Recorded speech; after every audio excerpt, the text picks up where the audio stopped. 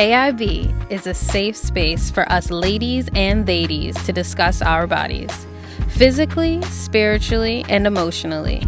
We're offering insights, sharing stories, laughing, supporting, and unlocking our divinity together. There's no greater power than that of the flower that is always in bloom. So, we're going to be talking about a lot of things today, but specifically going to the doctor. It is a charged experience for everyone, whether you're healthy, not healthy, or even questioning your health. Being a woman and going to the doctor can be especially challenging. So this episode, we'll be answering some questions and concerns that you might have even before you get into your doctor's visit. We have, as I said before, Chelsi Nicole Nurse joining us today.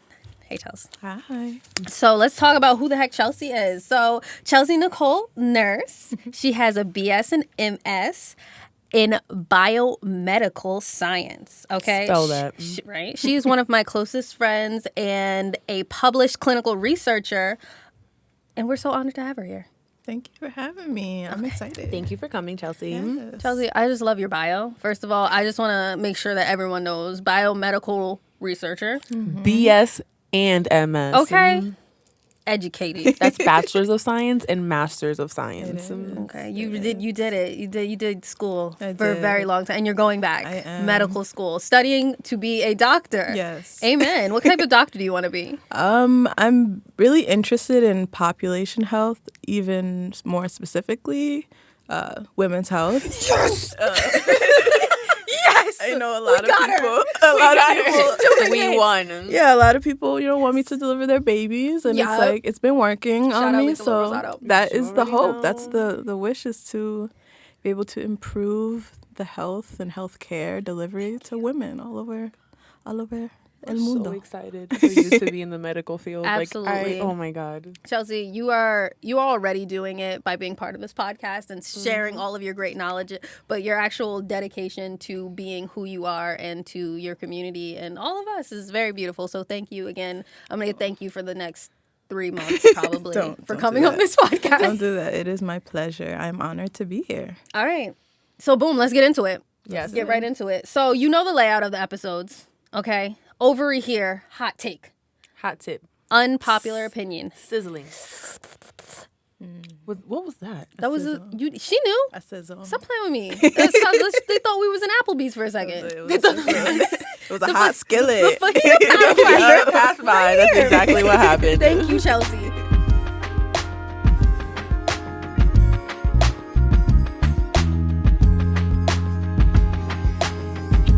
Hot take, unpopular opinion. Hit us with it. What's yours about going to the doctor, STDs, anything related The unpopular opinion. that you may have or your hot take? I think that I don't need to go to the doctor ever. Okay, that's a valid opinion. I understand where that comes from. Yeah. I think the medical field is flawed, greatly flawed, but there is room for improvement. There is opportunity for improvement. You just need people to put in the change. But like realistic improvement. Is it realistic? It Can we is. get all these bad doctors out? I mean, I'm not in medical school, obviously, but I feel like the science in which it comes behind that we have all of this information in the first place, like what we're basing it off of, is pretty negative. It's pretty racist. Incredibly biased. Most of the things that are taught about, especially women's health, have come from researchers who abused and mutilated slave women's bodies for their research, to further the field. So it's incredibly disgusting, the history of medicine. It's incredibly biased how a lot of people who are known in medicine to sort of be the elites, the higher up people, generally, like most other, it's generally white men who are doing it, which is problematic for the non-white men of the world who have bodies and need their bodies to be taken care of. But I think while there are those biased people who will always be there, who will always, people will keep having babies and teach their babies their biased ways, and those babies will become doctors, and they'll be, there will always be a cyclical nature. Yeah. But how do we break that cycle? Like, you're coming in and you're this beautiful, amazing Black woman entering the field. And you're obviously not the first, thankfully. Like, we do have amazing women in the field. But what is their presence actually doing if the foundation that they're learning is still based in this racist medicine or biased medicine? Well, I think like anything else, it's going to take time. It's going to take people who look like me to be in positions where younger people can see that this is an attainable thing. It's attainable. I'm Black, I'm a woman, I don't identify binary, I can, but I can still attain these things. You need people, representation is important, you need people who look like you to allow you to feel like you can be in that position. And then you need these people to then realize that other people can take up space. Right. And that their, not opinions, but their knowledge is valued. Yeah, and you need them to be in positions of power in these medical institutions because it's okay to, have a few doctors working in a hospital who are African American, but if there's no African American representation in the board, what are you really doing? Who are you really reaching out to? Who are you really paying attention to? That's interesting. I mean, as I mentioned before, I do not like going to the doctor. Right. And then we could talk about it. Yeah. We can talk about it later. But you said that you need more representation on the actual board. So can you kind of like explain that hierarchy to me of like a hospital?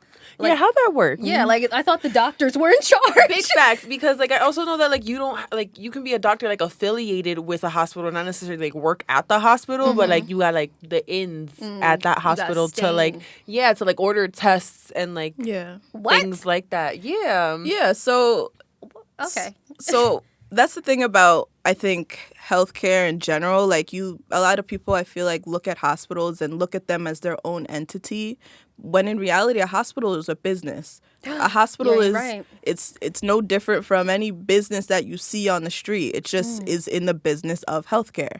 And so just like any other institution or any other corporation, you have your CEO, you have your VPs, you have people who run the business side of the hospital, and those aren't always doctors. Yeah, the I watched Scrubs. Right. I watched House. The core reason for businesses is to make money. Right. And the way that you make money in a hospital is by having people in it and through health insurance and things like that. So how can you go to the hospital to be better? That's the little loop that I'm in personally. Because I'm going to sit here and eat my maca powder and broccoli every day and see what happens so I don't have to go back in there. Can I do that? Don't answer this question, please. I do. I'm not the only one who thinks it's that, a valid though. question, 100%. And I think there are so many benefits to holistic medicine that are undershadowed, that the light isn't shed upon them, that there's so many benefits to them. But Western medicine, and the reason I love Western medicine is because it is effective. It does work. Like science is fact. Science is real. And Western medicine, when implemented properly, is a beautiful thing. It really is. But the fact that we're humans, we're flawed, we're corrupt in some cases, that unfortunately encroaches into the act of healing. Yeah. When you're dealing with a corporation and like a hospital. So it's kind of like a double-edged sword as like someone who is really passionate about helping people, because you're under so many stipulations when you're working at especially like a big institution. Yeah. And you have to go through so much red tape just to be able to help people.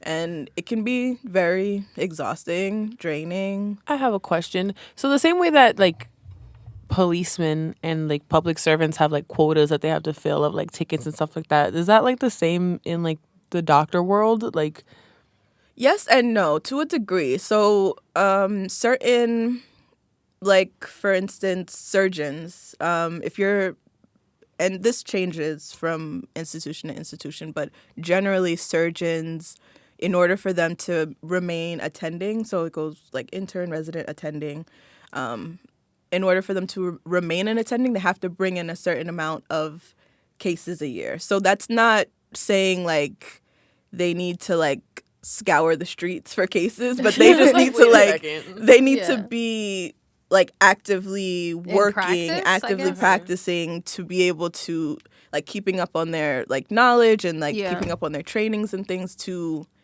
be employed at a hospital. Okay. Yeah.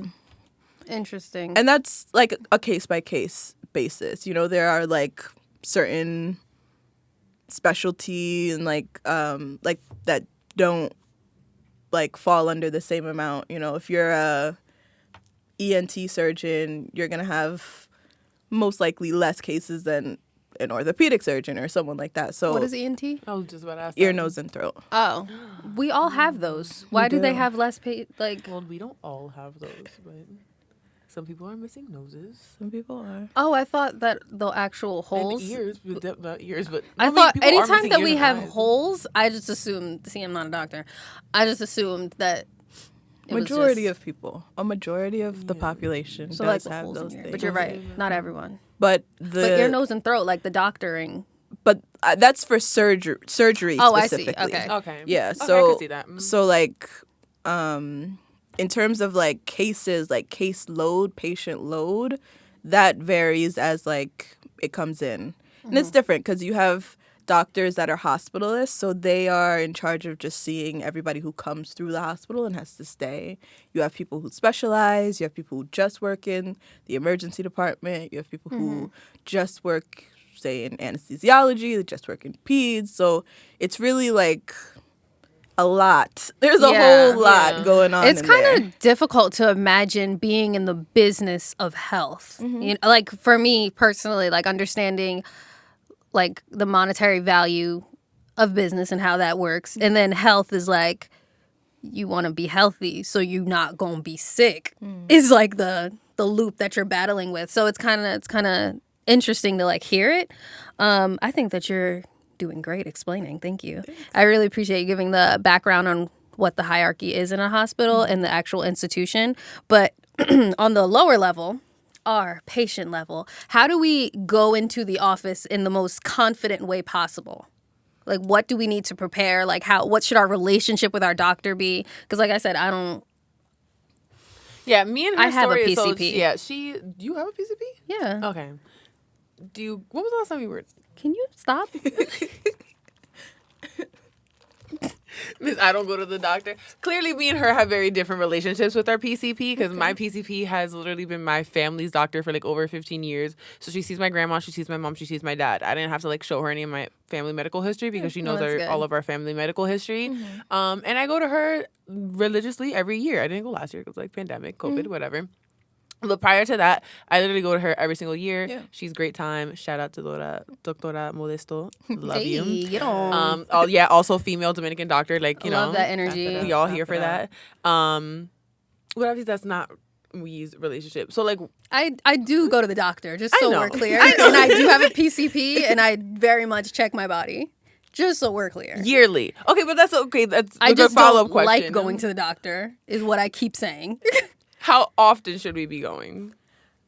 My question wasn't even answered. Yeah, so okay. So primarily what should we do when you're approaching like a doctor's office? What should be the main thing? And I think the main thing for people to remember is that as a patient, the utmost thing that the doctors need to respect of yours is your patient autonomy. You are in control of what happens to your body. You're in control of, and you're allowed to make decisions on what happens to your body without any type of coercion from any medical professional. That's the number one tenet of medicine that as physicians you have to follow. Like that's one of the utmost important things that you learn when you're learning medicine. And so I think that's an important thing as a patient to realize, because I think it's easy to sort of get caught up in like, oh, this is a doctor. This person knows what's best for me. This person, you know, like they did all the schooling and they did all this X, Y, and Z. But when it comes down to it, nobody knows your body better than you do. And that's what Grace was saying before when I was explaining that I don't like going to the doctor. She was like, well, like, what you're feeling. Yeah. And I think that's really important. Yeah, I think as long as you don't let them, like, your doctor invalidate you either. Like, again, like, I feel like I'm a special case just because, like, I explained, like, my doctor's freaking amazing. Like, my mom texts her, like, we can, like, anything that's going on, like, we have access to her. But obviously, that's a special case. Not everybody's like that with their PCP or that tight with their PCP. But because I most recently went through a somewhat scary gynecological experience, I definitely understand also the what's the word I'm looking for, the hesitancy to want to go to somebody, because like that was like the first medical experience that I had where I was like to this day I still don't know what was going on. I was just told like something was off, and then I had to go in, and I thought that I was getting one procedure, but I was getting something else, and then I was just like I still, because they were just like throwing words at me, and like it hurt me more because like I'm like fake in the medical industry. Like I work for a chiropractor, so it's like not that I don't know these words and I don't understand these things, and like you can literally tell me what it was that you build out and I will like understand what like how that goes through, but like I was just not properly informed about like what was happening. Oh my gosh. They were like, you were in the gynecological office and they were doing things to you and you didn't know what was happening? They kept explaining it to me, and like every time I like was like, okay, but like I don't get it. Like I'm sorry. Like you're using just like these like really big words like ENT. Like yeah, sure, you can use whatever acronym you want, but like I don't know what that means. And like so like what is it that you're doing exactly? Like I think that like I vaguely understand what's happening, but like I still don't understand like what testing led to that happening. So I do understand like both sides of it. My PCP, she be holding it down. That's what's up. I think it's also a resource situation also. Like I grew up going to a clinic, and it was really great. Like my family doctor, she gave birth to like all of us, and she was our pediatrician till we was grown.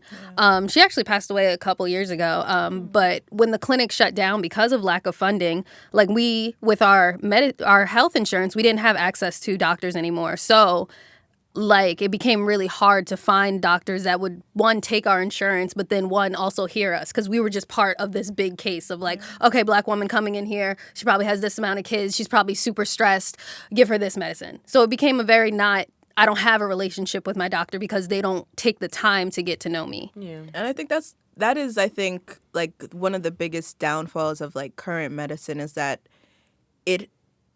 while doctors, I feel like I can't speak for everybody. Yeah. I can speak for myself, people I know, people I look up to. People, like, there is such a time pressure on physicians to see patients. Yeah. Like, a while back, I remember I used to have lengthy doctor's appointments. I used to be able to sit and talk and go through a lot. And that has really, like, especially after COVID, that's became like a 15-minute thing. Yeah. Doctors literally schedule on the 15-minute every 1 foot out the door as they're in there. They don't even sit down anymore. But that's a result of higher ups. That's a result of insurance companies. That's a result of all of the workings that kind of goes in like the behind the scenes. And so it's like, yes, I understand like the hesitancy because of it feels like nobody sees you.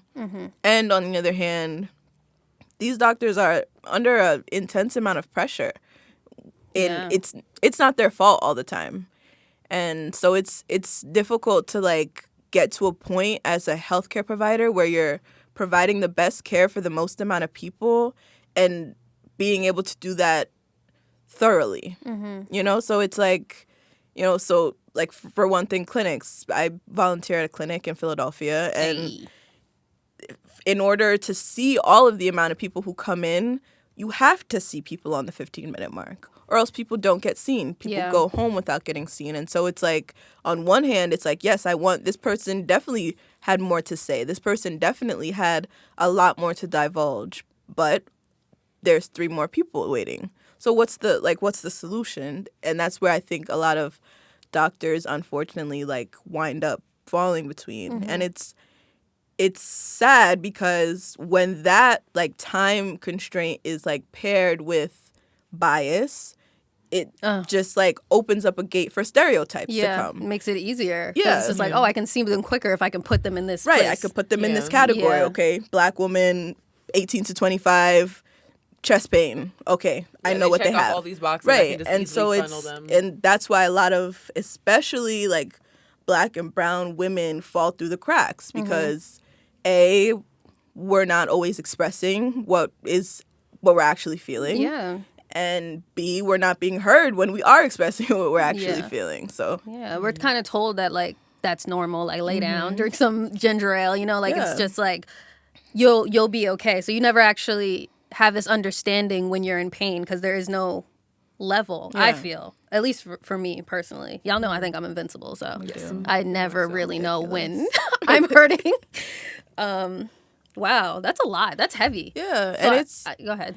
It's I think like that's for me like one of the main reasons why it's important to be culturally competent as a physician, because if you're a physician and you're used to seeing one type of person come in and out, you're gonna build up a stereotype of them. It's just what the brain does. It's not by fault. It's not, you're gonna build an image of this person in your head, and unless you're growing your competency of all of the people that you may encounter, people are always gonna fall through the cracks.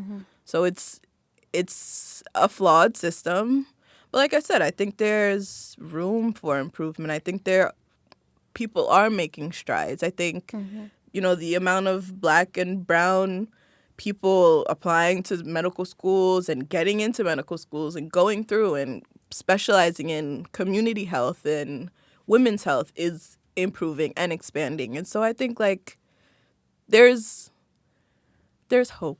There's light at the end. There's hope. There's hope. I wouldn't be doing it if it wasn't any hope. Right on.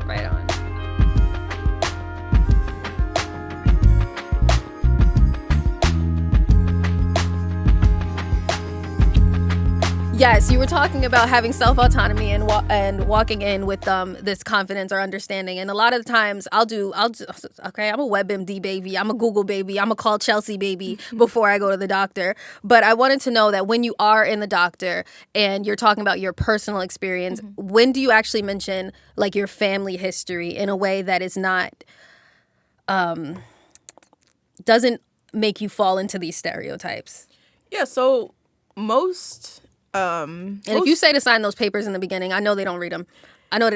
So most doctors, you'll get an intake form, and those are general for everybody, and they do read them. They have to. They glance. In 15 minutes, they skim. They glance. They do glance at it, and they look for outliers. I'll be honest with you. They look for things that may seem like they're outliers. So if you have a family history of high blood pressure, that'll be an outlier that they'll look at. Then they'll go for it and focus on in the exam. If they see, that's like how they dictate family history. In terms of it, like not putting you in a category. Yeah. Like you're not up to that. It's somebody else's brain, I guess. Yeah, I mean, like. But what do you mean not putting them in a category either? Because if it is a family history, and correct me if I'm wrong, like you would want them to put you in that category because like if you're exhibiting those symptoms, like instead of them like guessing, like at that point I think it would be more of like on the patient to be like, okay, you just like do additional testing to make sure like it's not that. Right. But like if it's family history of high blood pressure and you're exhibiting like all the symptoms of high blood pressure, it's gonna be high blood pressure. It gives them a baseline. It gives them something because. Like you said, you watch House, people come in and it can be anything. Yes, it most likely is the most common thing, but at the end of the day, it really could be anything that they come up with. House. And so, it's never that. I guess my real question would be, going back to how you just reworded it, is more about like genetics and lifestyle, how that actually comes together for you to bring it up to a doctor to diagnose you, I suppose. Like, how does that process even work? Because I don't even feel confident enough personally to like tell the doctor my lifestyle. Like they'll be asking me like sex, men and women, and I'm just like, well, we just met. Yeah, we barely met. Yeah, it's very like I don't know how much they're allowed to know in order for me to get to where I need to get. That's a personal thing, but maybe it's just more about connecting with doctors. And I think that's. I mean, I'm the same way. It's invasive. It's very invasive. I guess that's the point of it. It's my whole inside. You want to know the everything. last time you had sex? Who, right? Like, not who was it with, but what gender? Exactly. How many partners did they have? And it's like it's a lot. Like, I agree with you 100%. Like, it is a lot to have to walk, especially if you're not like used to it, especially if you're not expecting it. It's a lot to take. But I think if you're going into the doctor to be diagnosed, to be examined, I think the first thing you could be flat out is to be as forthcoming as possible. You know, like, doctors don't care what drugs you do. Doctors don't care what... You sure? They don't. They really... I mean... Again, I can't speak for everybody. I can speak for myself. My pediatrician looked at me crazy when I told her I smoked weed, but then again, that was my pediatrician. I mean, everybody's gonna have their own biases and their own stereotypes. But at the end of the day, you know, like, I also volunteered in the ED, and like a lot of people come into the ED and like it's emergency department. I know that one. Get them. A lot of people come in and like. What I did was I was the person doing intake, and it's like they don't want to tell you, they don't want to say things, but them not being forthcoming about what's going on, what they ingested, the last person they slept with, those things can negatively impact their treatment down the road. And so, like... Sorry, because I think it might... Like, it just came to my mind. Do you think they think that it's because, like, that stuff, like, gets reported? Like, your medical history isn't reported to the police. I feel like that's a dumb question. No, it's but not like, a dumb question at all. And I think that because is what I feel like that might be also a reason why people don't answer things. So it's just like, okay, but like, who's being told, and like, where does I mean, don't we sign that thing in the beginning that the HIPAA policy? No one reads. No one reads. Like, I read policy. it, but like I know for a fact they'd be like, "All right, sign this." But like, who gets this information at the end? Because you do have to read those, because like sometimes in there it'll be like, okay, like, yeah, we're not going to share information, except we're going to share this information to like these particular places that like we share our research about, but like they're like, oh, like, we're going to keep you anonymous still and stuff like that. I definitely do not consent. When I worked at the reproductive center, it was like that, because it was like they had to give like their numbers. Their numbers? I forgot.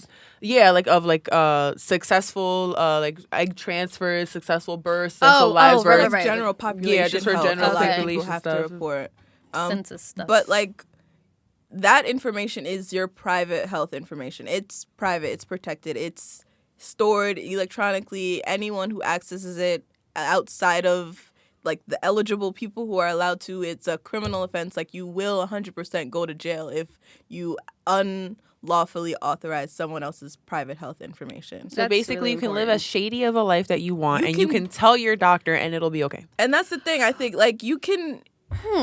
It will be okay if someone is like in danger, or you're in danger of hurting yourself or someone else. I feel like your doctor has a duty then, especially psychiatrists. They have a duty then to notify people to take care of you. Okay. But like a lot of people, especially like intravenous drug users, will come in and like don't want to notify, which is understandable, because there's such a stigma about that in our society. There's such a stigma on drug use, period, in our society. There's a stigma on quote unquote risky sex in our society. Like, there is so much stigma. So it makes sense that you would not want to be forthcoming about these things. But at the end of the day, like, your doctor's goal is not to like sit at home and judge you about what you're doing. Your doctor's goal is to figure out what you're diagnosed, treat, and get you out of the door, get you back onto your life. Interesting. No, I mean, I know that's not their goal, but does that not inevitably happen? Of course, because people are people. People are flawed. We're not perfect. We're flawed, and like, of course, you're gonna have people who don't do the right thing in every field that you go through. But I don't think that I think that the thought of that, especially like from people I know, from family members, that thought stops a lot of people from going to the doctor. In turn, leading to things that build up, things that, like, it's kind of like a double-edged sword. It's like this negative stereotype. This thought that there's a negative stereotype causes to not go into the doctor, which then causes or can potentially cause issues down the road, which then have to be treated by a doctor. So it's kind of like it's messy. Yeah, it's a messy situation, and you're gonna hurt yourself either way. Yeah, and I mean, it's messy because this is a messy world we live in. Like, racism is a thing that we deal with. Like, it's hella messy. It's hella disgusting. It's ugly, but like, it is the reality of it. So I think go to the doctor. Yeah, go to the that's doctor what it's coming if you down need to. If you need it, if you feel like you need it, go to the doctor. Make sure you're going to someone where you're being heard. Yeah. Make sure that, again, you're being respected because you are in control of your medical care. And, like, just take care of yourself. It's like... And be honest with yourself, because I, like, working in the chiropractic field, it's made me realize that a lot of people live in discomfort and in pain, and have just allowed it to be a part of their everyday lives, and like literally will do nothing about it. And like when you were saying your point before, it made me think of there's like I'm sure it's like a Caribbean saying, but like Dominicans say it all the time, that like, oh, like, yeah, like he wasn't sick until he went to the doctor. And it's like, no, he was obviously like sick beforehand, but was living with these symptoms and decided that it's like, okay, these symptoms are just like part of my new life. And then by the time you got to the doctor, like I'm like gassed. Like, yeah, it was stage 4 cancer. You know what I mean? Like, yeah, it had like gotten that far because there were so many symptoms and like things beforehand that like if you would have just went to the doctor at that stage, we like something could have been done. Not saying that all the time you go to the doctor like something can't be done, but at like, you know, at the end of the day, but we do, like, as humans, we do live in a lot of discomfort, and we kind of just chalk it up as to, like, okay, yeah, like, that's just part of me now. Like, my shoulders will forever hurt now. Like, my head will forever... That lump is just there. I also think that, like, that's an issue with the medical field. The medical field doesn't emphasize enough on preventative health, I think. It's a lot about diagnosis and treatment, but the prevention step is often missed, especially in, like, lower-income neighborhoods. And so I think... that's the issue, because you can have someone that has this pain but doesn't know what to do, never had a doctor in their circle, never had a healthcare professional who they knew, never had a nurse that lived up the street that they could see, you know? So it's like, I can't always blame the people because people don't know. Yeah. If you don't know better, you can't do better. And so it's, I think... the job of healthcare professionals to make preventative medicine priority so that down the road it's not stage 4 cancer. You know? I feel like you going back to your point of just saying like go to the doctor, that's the answer. And I think it goes a little further than that, because it's find a really good doctor, find someone that you connect with and stand in your autonomy and know your body, know your all these steps, know your body, find someone that can hear you and move forward. Like that's kind of everything that would need to happen in order to reach where? Like health? to reach a state of being healthy, I think. Like, I think we all should, like, it should be, we should all strive to be healthy individuals, I think. You know, like, I mean, everybody do you. You won't be healthy, that's not my problem. But, like, I think in order, like, for us to strive, it comes from within, you know, like and I think, of course, there are things that we can't control. Of course, a big list of things that we can't control. But I think there's also a big list of things that we can control. And I think it's up to us, if we want, to sort of like take the initiative in our own health and, you know, like you said, seek out people who do hear us and who do see us, who look like us, to help us in that aspect. And it's hard. It's the hardest thing to find a doctor. Like, I live in Philadelphia and I travel back to New Jersey for my gynecologist because I can't find a doctor in Philly. So it's like, it's tough. It's not easy. I think I like what you said. I think I like it. But I think I have to stop saying that I don't go to the doctor, because one, that's not true. I don't have a doctor that I like. Okay. That's what I'm, that's because my main health comes from my own research, from my community, the people around me, as opposed to my primary care physician, my health insurance card. But I'm very grateful to have health insurance. Yeah. But the lack of providing that this health insurance allots is pretty messed up for like lower income people and communities. Is. Like it's dangerous. It is. The health insurance field is something that we could talk about for a whole nother hour. Yes. Because it's ridiculous. It's really like wild. When you really like get down to the nuts and bolts of it, it's not I don't think it's ethical. I don't think it should be allowed. I don't think a lot of their practices should. I don't think a lot of their practices are ethical, and I don't think a lot of the hoops that people have to jump through, especially lower income people, I think it's ridiculous and a shame that a prospering country like ours should have to have people who can't access basic medical needs. It's disgusting. And even those who do have access to it literally have no idea what's going on. I can tell you that like wholeheartedly. Like 80% of the patients that come into my office literally have no idea what their health insurance covers. Yeah. Literally has no idea how it works. Like I'm like, oh, you're paying towards your deductible. They're like, what? I'm like, yeah, it's the amount that you have to pay before insurance even pays anything. Yeah. Like they're like, what? I have that? I'm like, yeah, you gotta really look into it. Nobody tells but you. Nobody exactly what class I went to that taught me that. Also, like people's medicine went up after the pandemic. At least my grandparents, like I know, like when they got there after the pandemic, like she used to pay this amount deductible, but now she pays like $40 more. And I don't know how or why, and she doesn't know how or why. It's just like it just happens, and we just accept it. Yeah.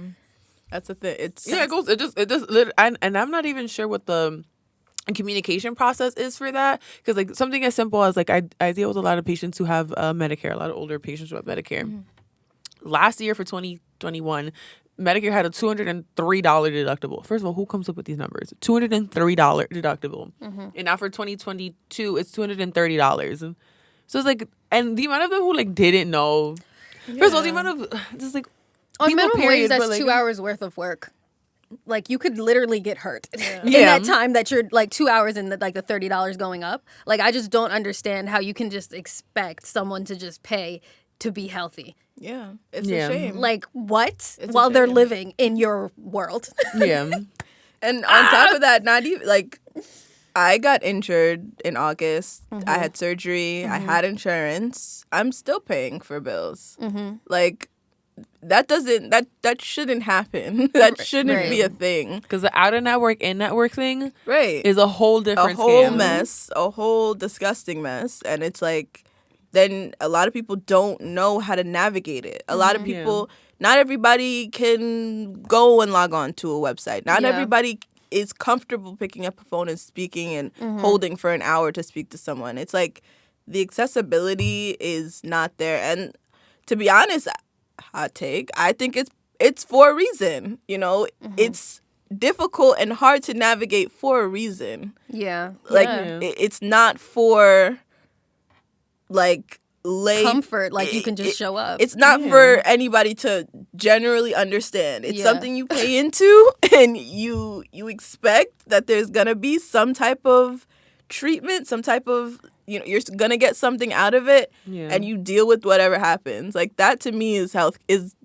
insurance. Ooh. Like it's very messy in my head, and it's like a shame that a lot of people, I have friends that don't have insurance and have put off operations that are pretty vital operations until they can get insurance, 6 months or 3 months into working at a new job. And it's just like, this is America that we're living in. This is it's a shame. There's a lot of people who literally get married just so that they can get some sort of health insurance, because things are expensive out of pocket. And absolutely ridiculous. It is. Yep. I want to touch back to the point that you made about preventative health care, because again, I'm gonna touch back to being like in like the chiropractic office. Like that's actually something really big that the chiropractor that I work with like touches upon.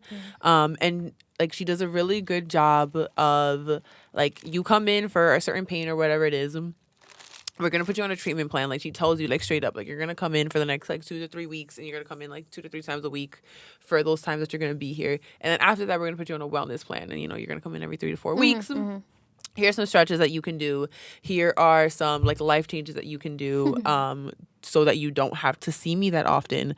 And I don't think I've ever been to another doctor's office that has ever done anything like that. Like, oh, like, here's some things so, like, you don't have to come and see me. Yeah. It's always like, oh, I'm going to just provide you this diagnosis. I'm going to provide you this medication of whatever it is.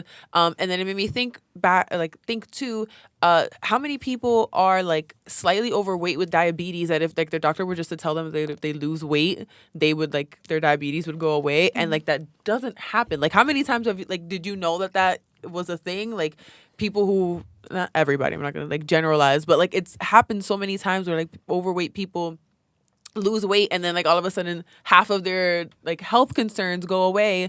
But, like, even though their doctor was saying, like, lose weight, it wasn't like they were on them about it. So it definitely, like, obviously needed to be a personal choice.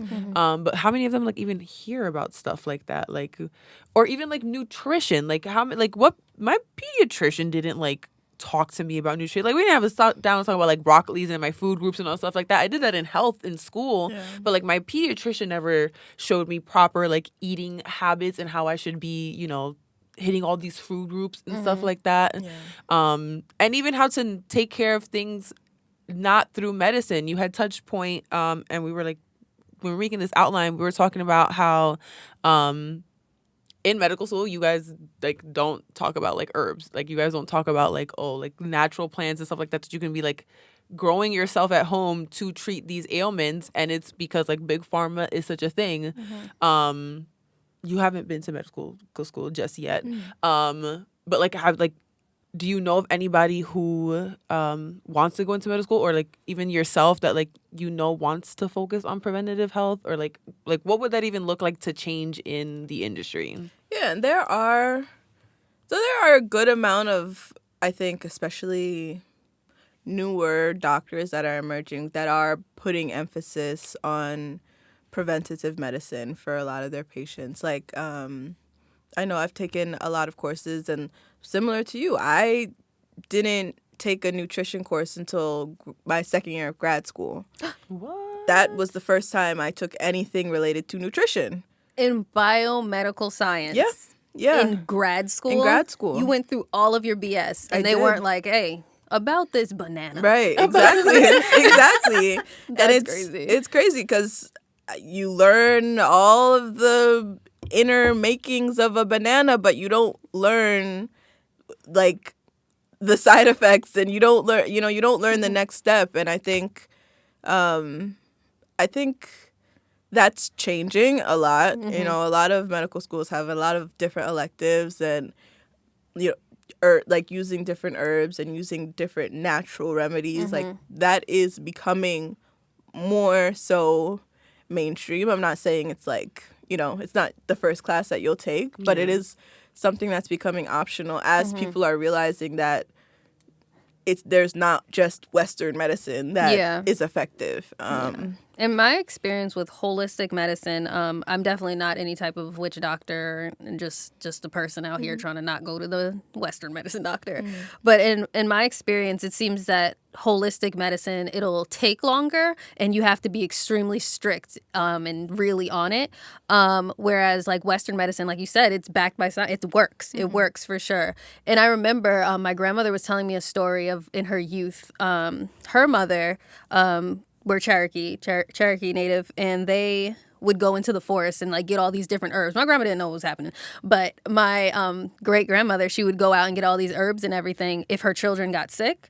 But then they built a bunch of houses where they would go, like the forest, and then she had to bring all of her kids to the local, it wasn't Duane Reade, but it was one of those, like, pharmacy places to get all these new medicines. But then her children became another form of sick that she wasn't really sure about. So it's just really interesting to see those two different ways of healing someone. And I wanted to know if you see, like, Western medicine and holistic medicine coming together to create a full ba-da-dow. Yeah. I think personally for myself, in order to holistically treat a person, you have to have both. Because you can you can give a person as many pills as you want, but if you're not changing or focusing on their lifestyle, then it's going to be for nothing. So I think, like, generally, I think, and especially people who do have an emphasis on holistic medicine and who are interested on learning that, I think it's important for doctors not to shrug that off and not to, like, dismiss that. I think doctors need to do their own work and learn about the different herbs that their patients may be taking, because they can have interactions with the medicines that they take. And so I think it's on the healthcare community to educate themselves, because there's been a lot of misinformation and lack of information on the benefits of holistic medicine.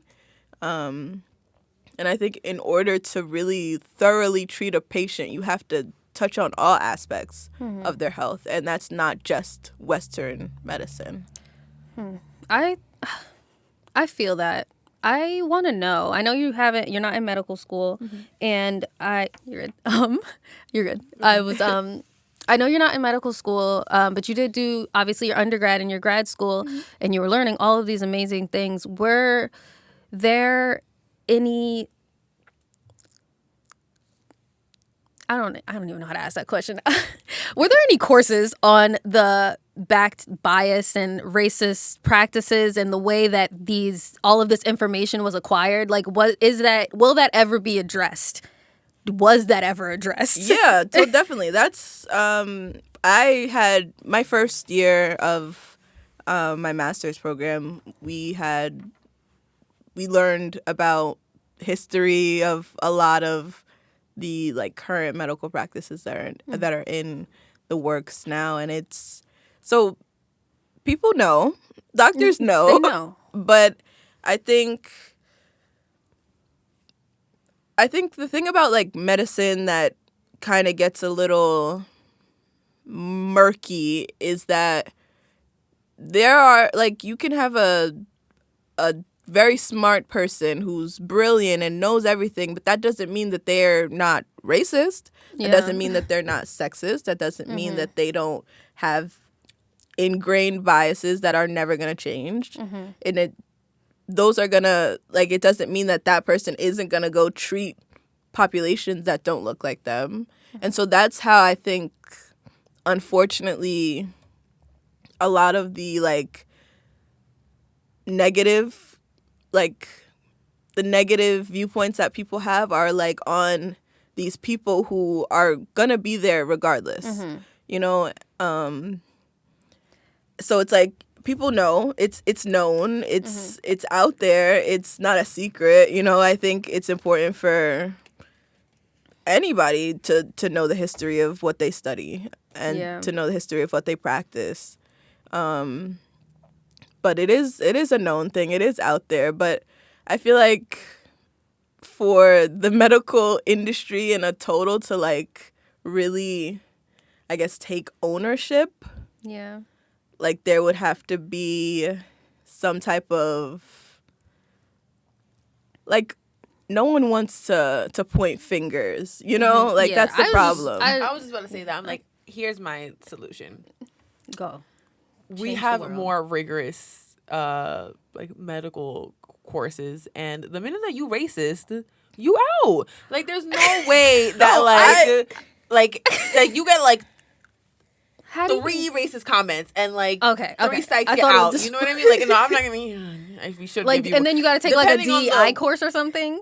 The who? The diversity, inclusion, something, that type of course. They would have to take one of those. Yeah, I feel like it should be something along the lines of that, because, like, there's no way that everybody can be a doctor and that everybody who goes to med school can be a doctor. Just because you can afford medical school does not mean that you should be a doctor. Agree with you. So there needs to be, like, just some sort of test, a class, minor. You're gonna open up a med school and a clinic. Yeah, I was gonna say, like, my radical, like, all black med school. You know what I'm saying? Like, it's just bringing as many black doctors that we possibly can, and just putting them through rigorous. And if anybody of the lighter skin tone comes through, you get put through more rigorous testing. Okay. The only thing that It's radical. I told you. It's just okay. You got to respond? Yeah. Okay. I You do. got this one. So what I've noticed for myself and what I've spoken to, friends that are in medical school, like the type of racism that is exhibited is not overt. It's not so. Yes, you have classmates that are clearly racist, but they're making comments here and there. They're saying this and that. And so it's a lot harder than you think to weed these people out. Okay, new solution. At the end of medical school, right before y'all graduate and everything, you guys have to put you guys get like an anonymous box. Who shouldn't? Who's racist? Who should not be graduating? And if there's more than 50 people that put your name in, that might be. We can't give it to you. Survivor. It is. But it really should be because honestly, think about how many more industries should probably do something like that. Yeah. No, I feel you. I feel agree. you. The first idea was a little crazy. I'm not Right? gonna lie. But I like the much. second one. Okay, yeah, I'm into that. Definitely My a cousin peer said- review.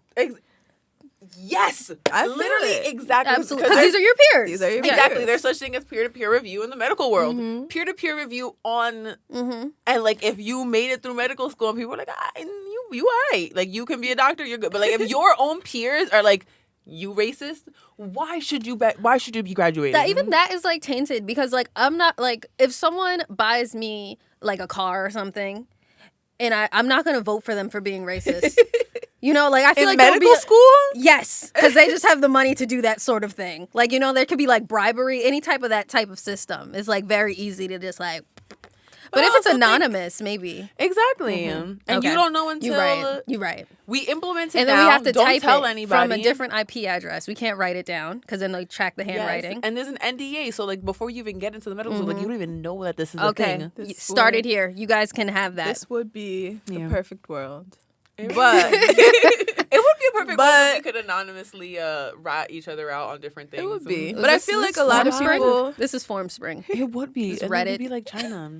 I feel like a lot of people, especially when they're going through it, these people are going to be around regardless. It's the nature Yeah. of the world that we live in. These people are going to be in the same, classes as you. These people are going to be right alongside you. And it's I feel like a lot of people that I know, the less they focus on them and the more they focus on themselves and their goals and who they're going to help, whose life they're going to change, the patient that they're going to take from this person, that's clearly racist. I think that's where a lot of people's focus goes. And so, unfortunately, these people will fall through the cracks and end up, in the world doing bad things and hurting people. But I think the more good we have, I think can get to a point where we stamp out the bad. Okay. We need more Chelseas. More Chelsea's, yeah. Clone yourself. I will. Thank you. I'll do it. Well, Chelsea, thank you for all of these great words. This is a lot to take in, and I really appreciate you being here because, as we mentioned, people have to go to the doctor. In science works, there's a reason that it's been here for so long. So I'm grateful that you can offer a different perspective, especially coming from a Black woman. Thank you for your genuine responses. I do have another question. The question is, your younger self, what would you tell them? I was before, because you're getting into this, I was before we even get into that one, I really wanted to ask her, what were the key things that we should look out for when choosing my a goodness. doctor? Yes. Yeah. Any, even if it's not the doctor itself, at a doctor's office. Just think about that later. Just a few tips and tricks of things with your perspective of that we should really be looking for, especially more specifically as Black women, young Black women, or just Black women in general. Yeah, so I think it could be one thing to say if you're a Black woman, look for a Black woman doctor, but that's not accessible to everybody. And there are That's also not true. yeah, that's gonna work out for you, right? And there are physicians out there of every race, of every gender that are thoughtful, helpful, compassionate, empathetic people who like care about their patients. So I think there's like not one person that you can kind of pinpoint. I think you should look for a physician that puts patients first. I think that's important because sometimes I think, especially with doctors and money and insurance, it can be hard to put patients first. But I think you should primarily look for that in your physician. I think if you're going to a doctor's office and you're finding yourself being spoken over and not being allowed to talk about what you're there for, I think that's a red flag. I think, and listen to the way that they talk to the people around them. You know, how did they talk to their staff? How do they talk to the person at the front desk? Yeah. How do they talk to the person emptying the trash? That tells you about the nature of that person, not that doctor, but that person. And that's important because that person is who's treating you.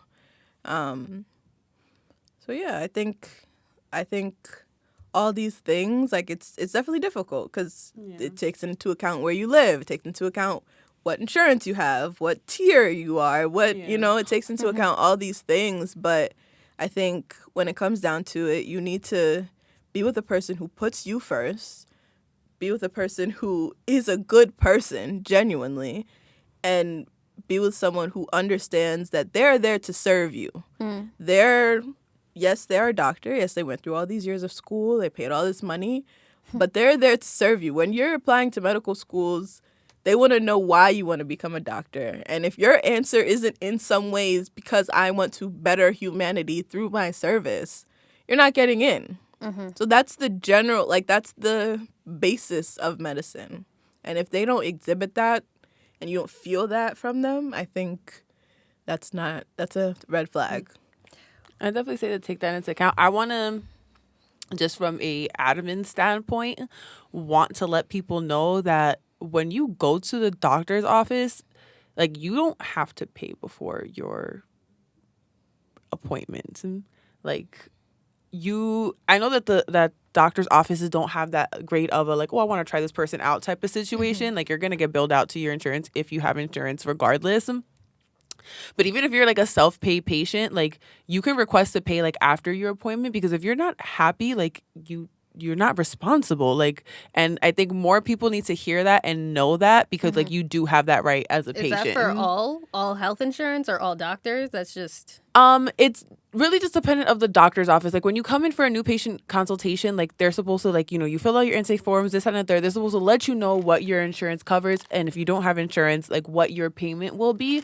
Some of them are going to just ask you like straight out, flat out, like, oh, we want you to pay before your appointment.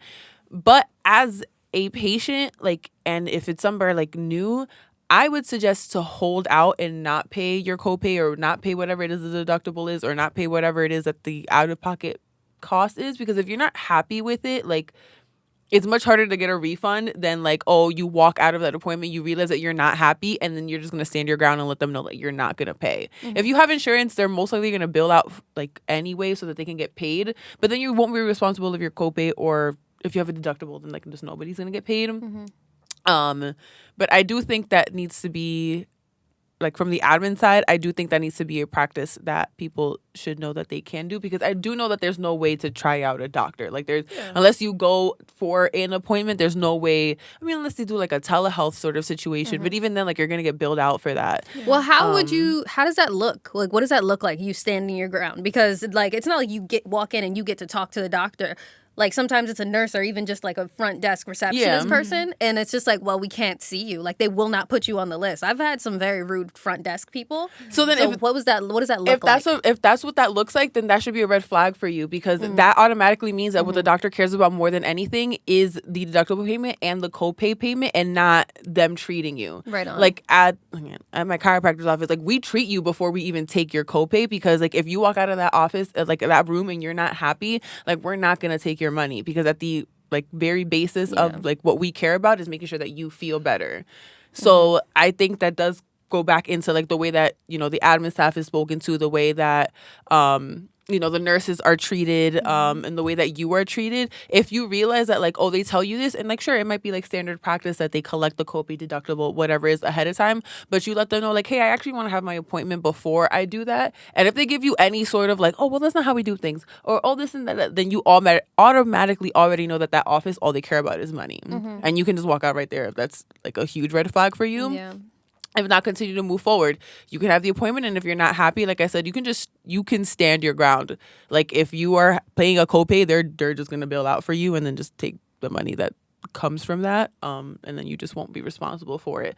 But insurance is tricky because you typically only get, like, one PCP visit, like, a year that's covered under insurance.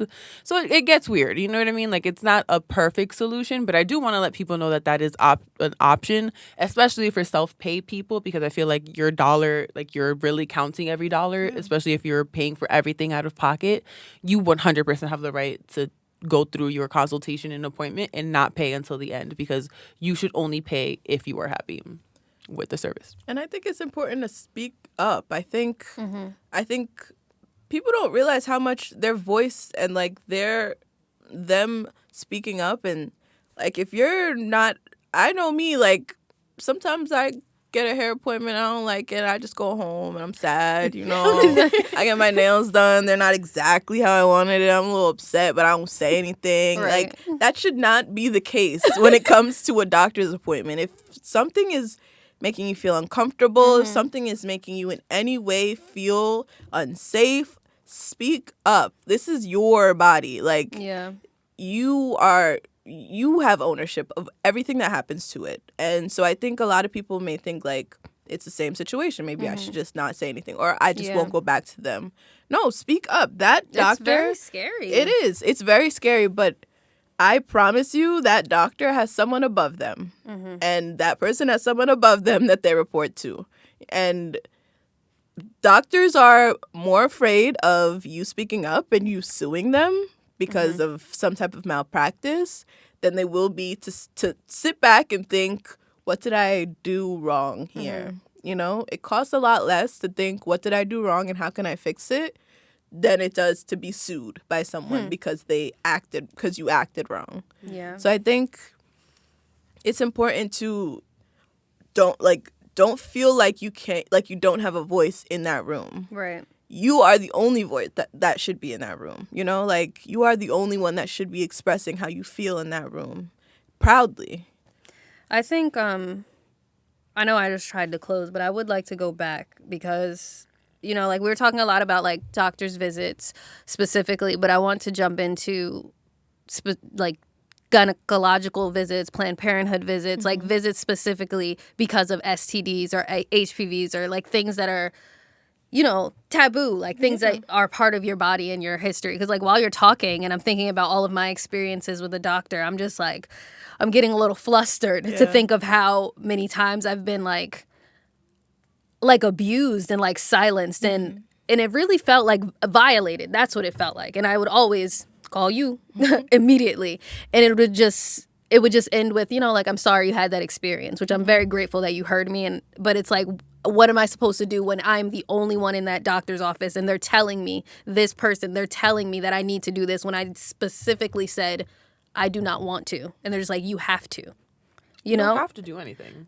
I'm aware of that. Yeah, but you understand the situation. Yeah, no, I understand. Of everyone being fully judged, and it's like, and I 100% with you. I understand the stress of being bare on a table, having people bustling around you, moving this, moving that, saying this, saying that. It's a stressful environment. It's not in any way easy on the body, easy on the mind to be in that environment. And even more so then when your rights are violated, when your body is violated, the type of, like, mental toll that takes to your own psyche. Like, I 100% see where you're coming from. It's difficult to then be in a position where you feel safe enough to say, I didn't like that, I didn't approve of that, I didn't agree to this. It's difficult. It's hard.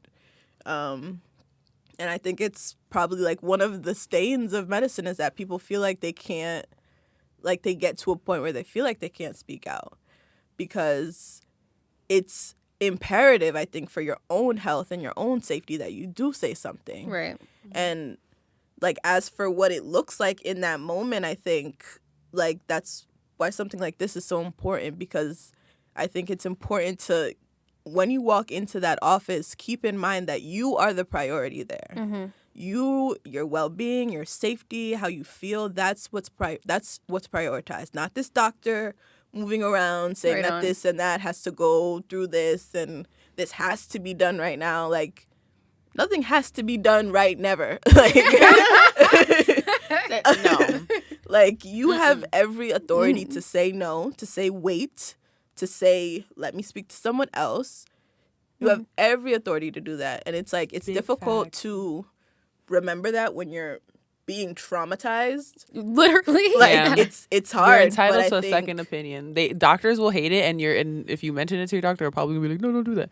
But like, you are very much entitled to a Of second course. opinion if you don't like the things that you are hearing. Yeah. Yeah. And I know, like to what you said, I feel like that was a little dismissive, because it is very easy to be like, oh, like, you don't have to do it, like, but like in that moment when people are just like talking at you It's and hard. yelling at you It's scary. and like, oh, you need to get this done because we found this, and you're like, what, you Right. found what, and like, Yeah. what is it that we're doing? Right, Because like, they're it literally saying all these words, and it's like, what the fuck is HPV? What the fuck is gonorrhea? I There are don't know why. commercials for I don't that, right. like, Like, I don't know what literally. any of these things are. I'm sitting here trying to Google it on my phone. WebMD tell me I'm going to die in 3 days. Like, facts. it's stressful. It's not fun. Like, it's not easy to navigate. It's Yeah. not easy, especially for a Black woman. It's not Yeah. easy because you're already looked at in a certain light. Yeah, and you're used to being silenced in all fields, all acts and Right. avenues that you go into. Yeah. So it's like, this person is supposed to know what is happening with my body, and they're telling me that this is happening right. specifically, and now they have to do this, and Yeah. they're the only ones that can do it. I remember there was one time a doctor literally, like, while I was asking a question, he did this and made a note on his phone, like, just to give the diagnosis before I asked my question. And he basically told me I was going to be blind by the time I was 26. Like, you remember that. And I was just like, what? Yeah. They'll pay this money. You know what I'm saying? Yeah. So I'm just like, it's really uncomfortable It and is. difficult to find a doctor that's in your network that respects you, and to find the confidence in a space that you have no expertise in, because you're thinking that the expertise is medicine. Like, you have to go see a medical doctor, as opposed to the expertise is your body. You're the only one who can actually live in this space. And that's something that I am growing as a person, obviously. But Yeah. that's why I'm so glad that we're doing this podcast and that you're on Likewise. for this specific episode, because it's like, we're all growing. Like, we're all decent. We're all young, Yeah. you know? I was going to say decent age. I just ended on decent. And I was like, I mean, yeah. But yeah, I feel like we're learning this autonomy, and we're finding our voice. Like what was it, like I don't remember how old I was. Damn, I'm old. Okay, like 10 years ago. 10 years ago, we were in an office with our parents. You know, the second we were in an office by ourselves, it was just like, oh, by the way, you got this. Right. Like, where's my dad? I know. Did you hear what he just said? And nobody tells you. Nobody said, like, there's no, like, playbook of, like, okay, this is going to happen, then this, then, like, that doesn't happen. You kind of just are thrown into this area nude from the waist down, and you're just like, okay, like, here I am. And it's difficult. It's scary. But, like, I think within that scariness, like, if you keep it in your head, if you maintain the idea that above all else, you are in charge of what happens, you are in control of what happens, regardless of what this person says with the white coat on, regardless of what they say, you are in control. I think that's, if anybody who listens to this can take anything away from this, I would hope it's that.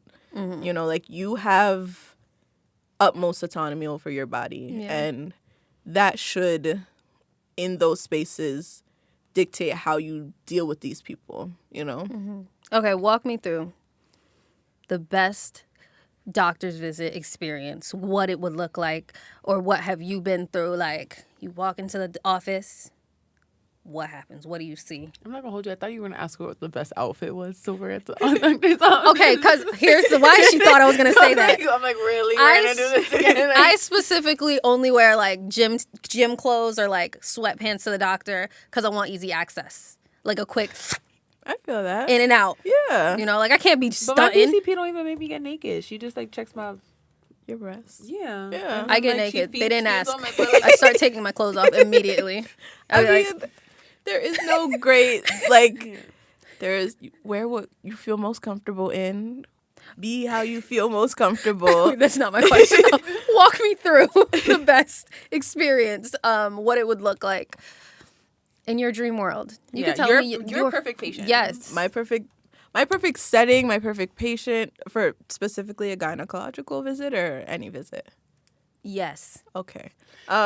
So in the ideal world, you know, you would come into the office. It smells like you smell like right now. If you don't know, which you don't because you can't smell her, Chelsi smells amazing right now. Thank you. But yeah, it would be a warm, comforting environment, not this white-walled box that... Did you want it to be cold? Oh no, I'm painting the picture for our audience that is listening. Warmth. Yeah, because I think... Cozy. I mean, like, there's a lot that goes into how we, like, perceive an environment. And sight, visually, for those of us who do have the ability to see things, it's important of how a place looks. Makes you feel comfortable. I would want my patient to feel comfortable when they walk into my office. Okay. To feel like it's a place where they're seen and they're heard. So if I'm... No walls. That was literally thinking No walls. You know what? Just windows. The There would be perfect walls. office is near a waterfall. Near a waterfall, near a beach. It's a color. It's not that ugly blue gray that every doctor's office decides to do. Waiting room is the beach. There would be all of that. She calls you over with the mimosa. It's time. No, but in all honesty, it would just be a situation in which, the provider doesn't feel like they're rushed to, you know, for their patient.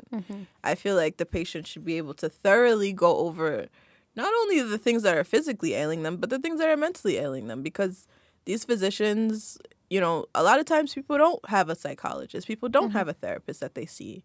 And I think a lot of, especially medications that people take, can interact with their mental health. And I think that it's important to emphasize mental health with any doctor's visit. So there would be a mental health component of the visit. There'd be just a component of the visit where the person just tells me about who they are. Because, yes, I could Go on a little date. look. Yeah, I mean, I want to know the person I'm treating. I want to know not just what their labs say, but who they are as a person. I feel like your perfect office would be a hotel. They just happen to be treated at. That's nice. beautiful. It would be nice. Yes. Hella hospitable. See, I go to my doctor's office again. Love Doctora Modesto, but I show up with like a notes app because like throughout the year I'm just like this happened. Oh, is it like a diary? That's amazing. It's not like a full on diary, but it's just like, oh, I should like note that, like I should tell her like, oh, like I felt like I had like extra yeast infections this year. Like, Even what am I if doing that's wrong? that is That's so so beautiful. smart. Or like I know brilliant. that my dad, like, you know, I know my grandfather got, you know, diabetes at the age of 28. I'm 27. What's gonna happen? What do I do? Like, you know what I mean? Like That's little stuff like that. important. Do you write down even if you go to another doctor and share that with her?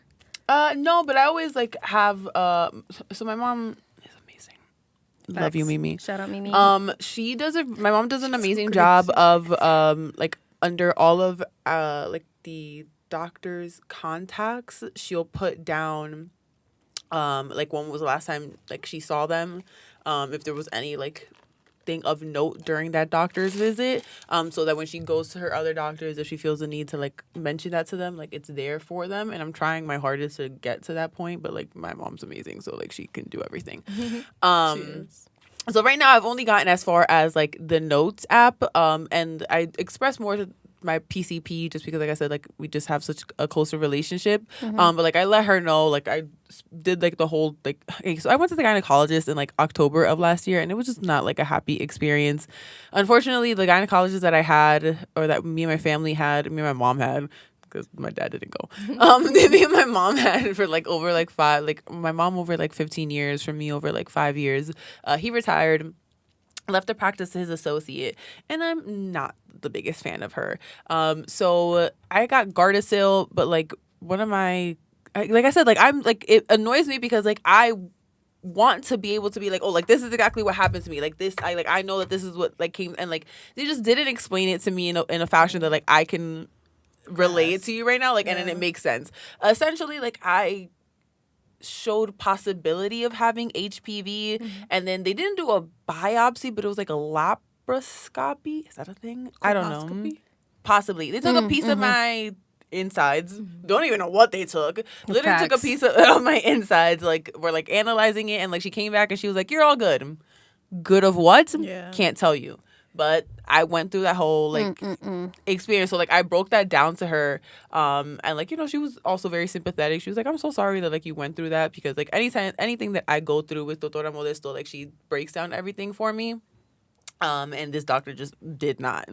But you know, my Notes app right now is about like as far as and when I remember, I'm not perfect on it. It's like the last 2 years I've really been doing it. That's what's up. That's important. I think that helps you build up the confidence when you do walk into the office, because you're coming in with answers instead of looking for answers. You know, It's like, okay, this is happening. This is just a fact, you know, as opposed to just like they're asking you, you know, anything else bothering you?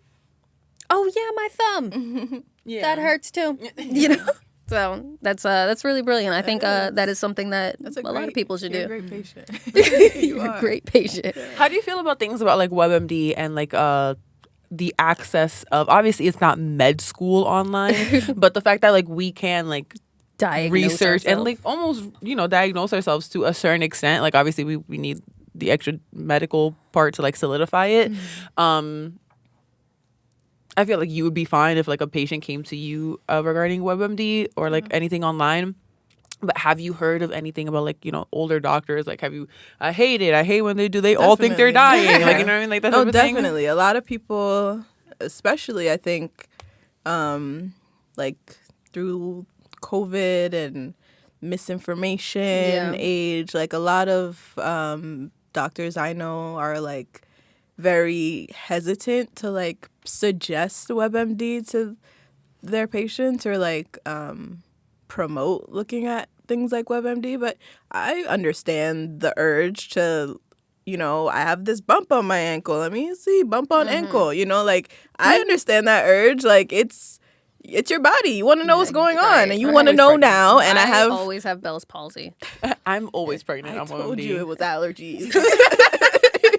I was like, it's done. It doesn't matter what I type in. I'm always pregnant. That's just the answer. That's the problem. Like, I think that's where it becomes like problematic, is because like some people like will take what they read on WebMD and run with it, and like then it becomes problematic, because then you're not only like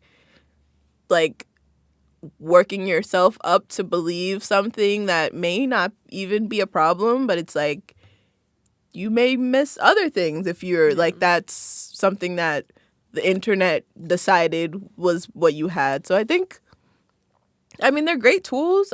Internet is a great thing. It's great to have a wealth of knowledge right there, I think. But I also think, take it with a grain of salt. You are not the doctor. Consult someone who is able to see the bigger picture. Like, your body is a big, giant picture. And like, thick. I think very thick. It's a thick picture, and all that thickness cannot be encapsulated with one WebMD search. It takes a lot to encapsulate what goes in and what goes on with the whole picture that is your thick body. I'm just so grateful to have you in my circle, because I mean, like, of course, we have to go to the doctor and consult, go do our own research, learn about ourselves. And then we also have to have a village. Yeah, you we have know, to have a a support community. group, a community to make sure that we are being our best selves in all avenues. We do. Yes, physically, mentally, spiritually. Yeah, Doctors for it all. for real. Women, give yourself a monthly breast exam. Just put that out there. Women. Give yourself, men too? Yeah, I was like, they Yeah. got breasts. They do have breasts. Check out the Patreon. Chelsea's gonna show me how to do that. Yeah, she is. I could. I definitely have given myself a breast exam. It's been a minute. Why a monthly? Things be changing. Things A daily? can change. I wouldn't say. I mean, you could fill yourself up by all means. Check it out.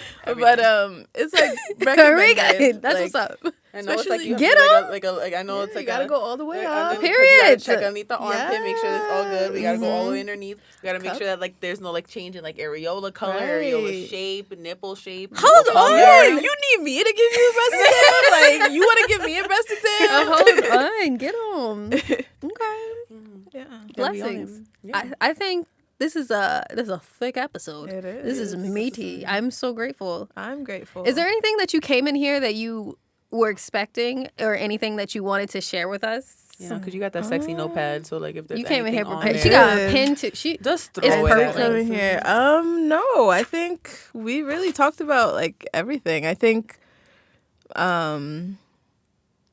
like in terms of STDs and stigma around that, I think it's important to remember how common STDs are. It could be a Yes. very like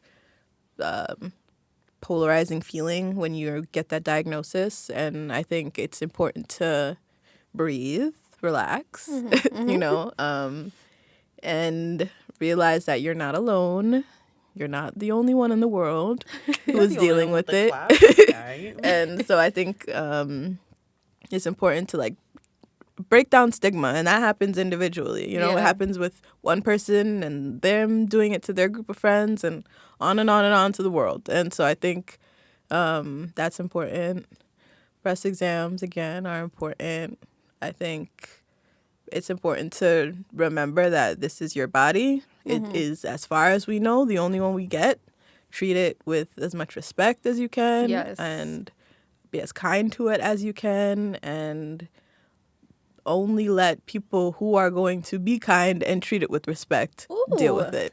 Hey, thank you. Two super quick follow-up I love questions. that. I know you said that we should do breast exams monthly. In That was my relation question. to your What did period, she say? how often, like, should it be like around your period, right before your period, right after your period? Does it matter? Doesn't matter. It Beautiful. doesn't matter. I know a lot of people have like breast tenderness during their period. So if you do, and like, you know, it doesn't have to, you don't have to go all in if you're feeling tender, but it doesn't matter as long as it's like on a consistent basis and you're noting any changes, like you said, that you feel. Got you. And then secondly, how often are we supposed to be STD tested? Period. Because I feel Another like question. I still don't even know that question, like the answer to that. Like I genuinely do not know the answer to that Yeah, question. so if you're sexually active with like multiple partners and you don't know their status, the like recommendation is to get tested after every new partner. How that is long not after? what Planned Parenthood told me. How long after every partner? Every year. They told me that, like, yeah, she was like, oh yeah, you can come back every year. I was like, Yeah, but we're going once- through a whole phase, and that doesn't feel like what I should be That's doing the during thing. my whole phase. Once a year is like the general consensus. Yeah. Like once a year, but for sexually active people, if you don't know the status of the person that you're sexually active or people that you're sexually active with, I say better safe than sorry. A lot of things don't show symptoms for a while. Yeah. That's what I So was a lot of wondering. things can lay dormant, and you wouldn't want to have something laying dormant and move on to another sexual partner, pass that along. So COVID. Because I was gonna say, like, damn, like, how Until long COVID can happened. I, like, because if you picking them up, like, you know what I mean? That's true. Like, every, like, weekly? You know? I feel like chlamydia, it's like 3 to 5 days that it'll show up in your urine or something like that. That's what I know about chlamydia. 3 days. Supposedly. Yeah. I mean, So if I you want to would wait the 3 days. I would be like, again, you know your body. 3 days. You know, every, Partner? yeah. Yeah. So I mean, yeah, you. I mean, I mean, you know your whatever body. works for whatever works for have to, like, you. the Whatever consistency of you my know. I wholeness, know, but- like I know people who like send in their you're into like an online STD test and they don't even leave their house to do it. I'm not saying like every like week you need to go to Planned Parenthood. Like, no, if that's what you want to do, by all means. But like, I think to be safe, if you're not like having protected sex with someone and you don't know their status, it could be helpful to ask them if that's someone that you trust, someone that you are able to take their word for it. Okay, cool. Get your yearly. But if you don't know, didn't ask, get tested. Go get tested. Go get tested. And a lot of places it's free. I'd like to make that very clear that you can literally go in. I know at Planned Parenthood, there's also free STD check.com, and it'll tell you all of the local places that you can get an STD test. It's really, really available. It's easy, it's quick. And you'd really deserve to know that information. And there's no such thing as too many STD tests. No. Like, that's one of the things that you could just every day. I mean, if you wanted to, go for it. Like, if that gives you peace of mind, go for it. Do it. That's what it's there for. You know, you should know what's going on in your body if you want to. And we should all get checked together as Sprouts. Oh my gosh. Let's get checked together. But we also want to make sure that you are still taking everything that you've learned in this podcast or that you've heard. That is your autonomy, because going to get an STD test, you're still going to doctors. So make sure that you are honest and that you trust yourself enough to get the answers. I do remember I was in the Planned Parenthood one time, and this girl in front of me, the nurse in front was saying, okay, what do you want to be tested for? And the lady's like, I just want an STD test, you know, like nervous, like trying to like hide it or whatever. And the lady was like, okay, but like, there are different types to like, what do you know, like making it super uncomfortable for her. Because they don't check for everything unless you ask specifically. Yeah, some things are blood, some things are urine. Yeah. So make sure that you are actually knowing what you're going in for and you're asking and being direct and firm. And it's not, you shouldn't feel bad or wrong. You should feel absolutely right and empowered for being responsible and checking yourself. Like, what? Check yourself out. Show out. I wish I could have printed mine or can print mine, because mine, I usually get mine at Planned Parenthood, so it's like the one where you call. But I wish I could get mine printed. Like I would put that card, like one of those. What? The way I would like print that shit on a shirt or like put that shit like in the front of my door. As soon as you walk in, like, oh, this bitch pussy clean, and then you just walk in. Listen, clean, not clean. That's not a term. Yes, let's not use that. Because I use that very often, and I really need to be on. I am not positive for STDs. Yeah. Because there's like a stigma attached to like getting an STD, because they're so normal. Like you can literally have one, and you can also get like they're very, not all of them, but some of them it's like literally just taking a pill and it's away. Like it was just something that happened. You know what I'm saying? When I got chlamydia, I literally was like, this is it. I there was nothing. Like I literally, the only reason I went to go get tested was because the person who I was sleeping with was like, I have chlamydia, and I'm like, oh yeah, like nigga, what? Like and then, but I didn't have any symptoms. So yes, that's the thing. I think it does not make them dirty. Yeah, so many people have a stigma of like, why don't people have a stigma of catching a cold or catching a flu? You know, like it's. I mean, I do judge people who get sick. Every time someone coughs, I'll be like, It's in the air. Yuck. I have hella allergies right now, and I'm just like, filthy. I think we need to all, like, as a community, as a population, realize, like, we are a body. We are bodies. Living beings. We are living beings who are constantly moving through the world and interacting with other human beings, and things happen, and that's why we have pick up things. Right? Like that's the nature of being a human. Like we're going about our lives. So why is it such a stigma to think that something like that could happen? It's normal. It's natural. It's treatable in most cases. It's like curable in many cases, and it's like.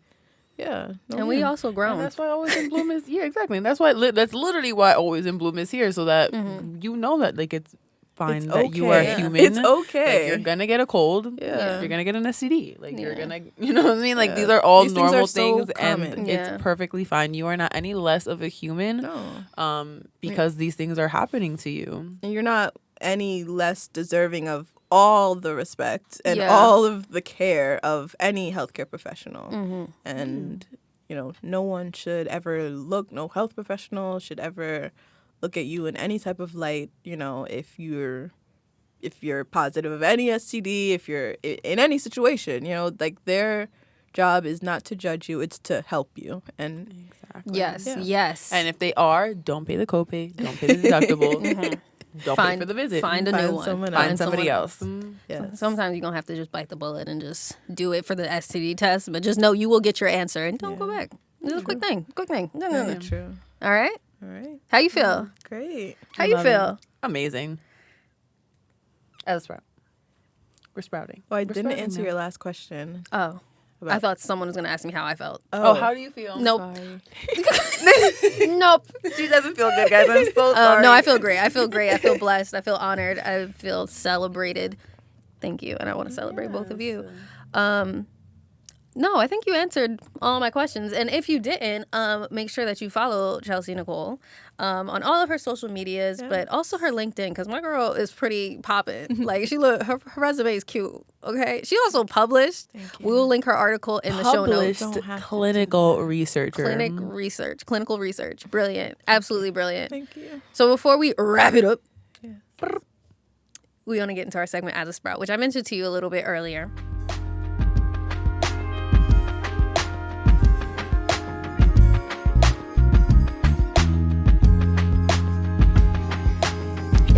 As a sprout, we ask you what you want to tell your younger self, whether it be in response to doctor's visits, to STDs, to experiences. What does younger Chels Dollars need to hear? That's a good question. I would tell my younger self to allow myself the time and the grace to learn. To understand that learning is a painful process, and sometimes it's not an easy process, but the outcome is always worth it. I would tell myself to stand up for myself. I would like to tell my younger self to have a good sense of who I am enough to not be taken advantage of.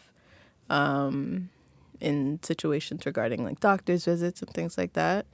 And to realize that this is my body at the end of the day.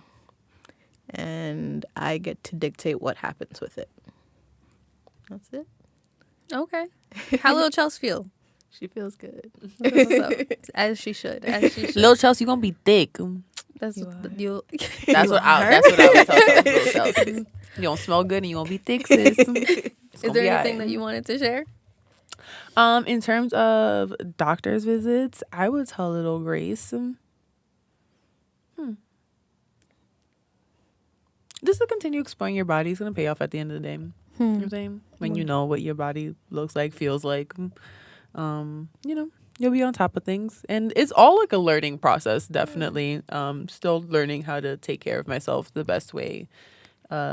Health-wise, still don't eat the greatest, but I be drinking hella water, and that's very important. So yeah, it's all a journey, girl. You're gonna figure it out.